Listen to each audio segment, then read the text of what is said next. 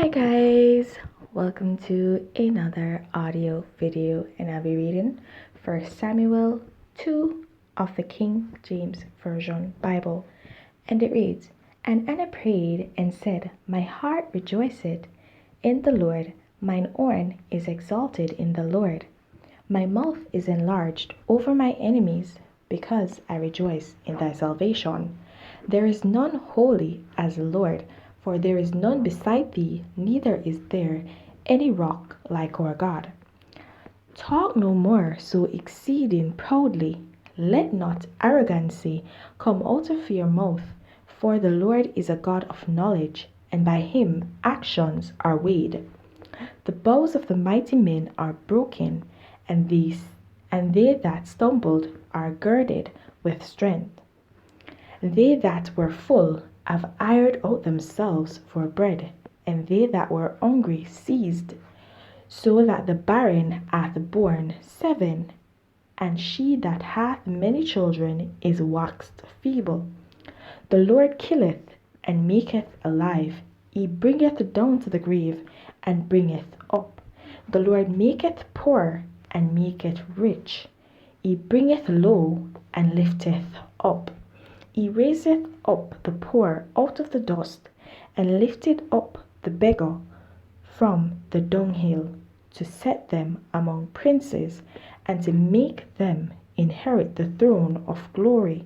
For the pillars of the earth are the Lord's, and he hath set the world upon them. He will keep the feet of his saints, and the wicked shall be silent in darkness. For by strength shall no man prevail. The adversaries of the Lord shall be broken to pieces. Out of heaven shall he thunder upon them. The Lord shall judge to the ends of the earth, and he shall give strength unto his king, and exalt the horn of his anointed. And Elkanah went to Ramah into his house. And the child did minister unto the Lord before Eli the priest. Now the sons of Eli were sons of Belial. They knew not the Lord. And the priest's custom with the people was that when any man offered sacrifice, the priest's servant came while the flesh was in seething, with a flesh hook of 3 teeth in his hand, and he struck it into the pan, or kettle, or cauldron, or pot. All that the flesh hook brought up, the priest took for himself. So they did in Shiloh unto all the Israelites that came thither. Also, before they burnt the fat, the priest's servant came and said unto the man that sacrificed, Give flesh to roast for the priest, for he will not have sodden flesh of thee, but raw. And if any man said unto him, Let them not fail to burn the fat presently, and then take as much as the soul desireth, then he would answer him, Nay, but thou shalt give it me now, and if not, I will take it by force. Wherefore the sin of the young men was very great before the Lord, for men abhorred the offering of the Lord. But Samuel ministered before the Lord, being a child, girded with a linen ephod. Moreover, his mother made him a little coat, and brought it to him from year to year, when she came up with her husband to offer the yearly sacrifice.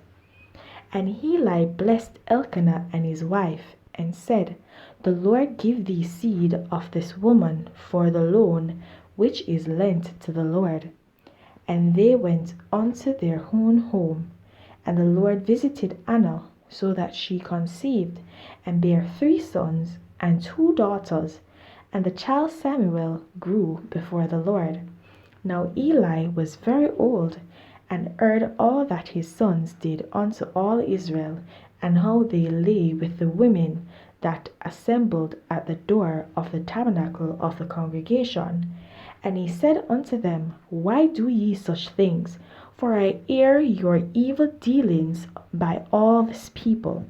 Nay, my sons, for it is no good report that I hear. Ye make the Lord's people to transgress. If one man sin against another, the judge shall judge him. But if a man sin against the Lord, who shall entreat for him? Notwithstanding, they hearkened not unto the voice of their father, because the Lord would slay them. And the child Samuel grew on, and was in favor both with the Lord and also with men.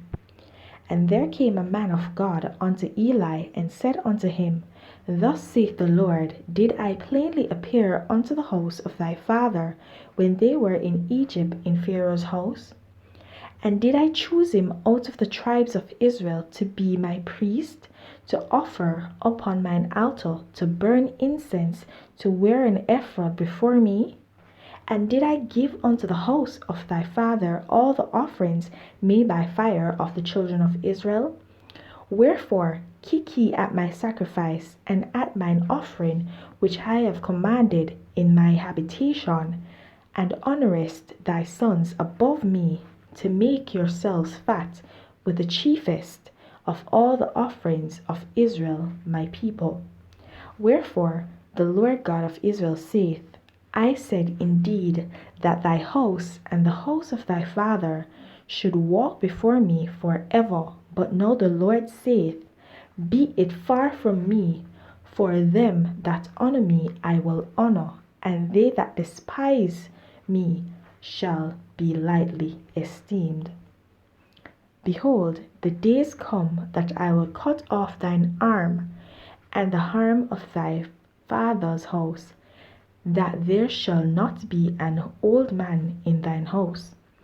And thou shalt see an enemy in my habitation, in all the wealth which God shall give Israel, and there shall not be an old man in thine house for ever. And the man of thine, whom I shall not cut off from mine altar, shall be to consume thine eyes, and to grieve thine heart, and all the increase of thine house shall die in the flower of their age. And this shall be a sign unto thee that shall come upon thy two sons, on Ophni and Phinehas. In one day they shall die, both of them. And I will raise me up a faithful priest that shall do according to that which is in mine heart and in my mind, and I will build him a sure house, and he shall walk before mine anointed forever. And it shall come to pass that everyone that is left in thine house shall come and crouch to him for a piece of silver and a morsel of bread, and shall say, Put me, I pray thee, into one of the priest's office, that I may eat a piece of bread. Alright guys, so lots of things happening in this chapter here, right? One was that the Lord seen, remember, that the children of Levi would actually be not the priest, but they would serve the priest, right? And we remember that the children of Aaron passed down would actually be the priest, okay, and they would be served by the Levites. But here we see where the Lord is actually cutting that off. He's saying that, okay, here's what's gonna happen. You are no longer, because of all that your sons are doing, transgressing against me with the children of Israel, then I will cut off your family from becoming of a certain age. You will not see old age. And basically, I don't want you to be my priest because you're not faithful. So I will rise up priests that are faithful unto me. So basically, that lineage that was passed down, that lineage that was supposed to be the priesthood, the lineage of the priesthood, was basically being somewhat severed here, right, by the Lord. He no longer looked at lineage as something, as the opening for, as the prerequisite for being a priest, but opens that for those who are faithful to him and who actually want to walk in his way, to be one in heart and in mind as the Lord is, right? And that person will he establish as a priest. Hence, we are not born into priesthood these days, okay? But we are actually promoted to that level, not by man, but by God, okay?